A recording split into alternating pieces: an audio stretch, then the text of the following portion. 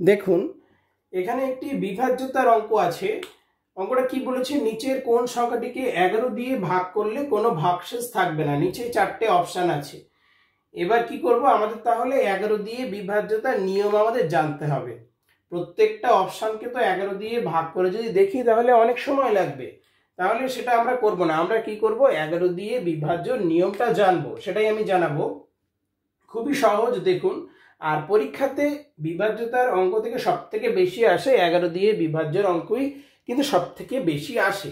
এবার এটা কিভাবে করবেন দেখুন, এই যে সংখ্যাটা আছে প্রথমটা আগে চেক করে দেখি, এটা কত নম্বর স্থান, 1 নম্বর স্থান, এটা 2 নম্বর, এটা 3 নম্বর, এটা 4 নম্বর, এটা 5 নম্বর। তাহলে 1 নম্বর স্থানটা কি, এটা বিজোড় স্থান, 2 নম্বর মানে জোড় স্থান, 3 নম্বর মানে বিজোড় স্থান, 4 নম্বর মানে জোড় স্থান, 5 নম্বর মানে বিজোড় স্থান।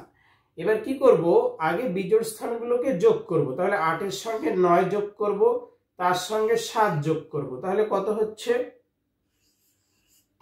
8 যোগ 9 যোগ 7 সমান কত হচ্ছে, 7 দুগুণে 14, আর আগে 15, 15 আর 9 24, 24 হচ্ছে। বিজোড় স্থানগুলোকে যোগ করে 24 হচ্ছে। এবার কি করব, জোড় স্থানগুলোকে যোগ করব। জোড় স্থানে কি আছে, 2 আছে আর 0 আছে, একটা ছেড়ে একটা। 2 আর 0 যোগ করলে কত হয়, 2 যোগ 0 কত হবে, 2 হবে। তাহলে 24 থেকে এবার 2 বিয়োগ করব। 24 থেকে 2 বিয়োগ করলে হচ্ছে 22। কি করলাম, প্রথমে বিজোড় স্থানগুলোকে যোগ করে নিলাম, তারপরে জোড় স্থানগুলোকে যোগ করে নিলাম, সেই দুটোর বিয়োগ করলাম।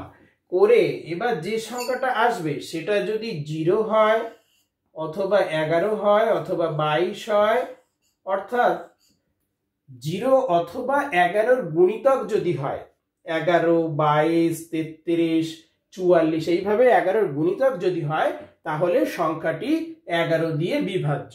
আমার এগুলো আর দেখার দরকার নেই, এটা দেখেই বুঝতে পারছি এই সংখ্যাটা 11 দিয়ে বিভাজ্য, কারণ 22 হয়েছে। 22 কি 11 দিয়ে বিভাজ্য, 11 দিয়ে ভাগ করলে কি হচ্ছে, 11 দুকানি 22 হয়ে গেল। তাহলে উত্তর হচ্ছে অপশন এ।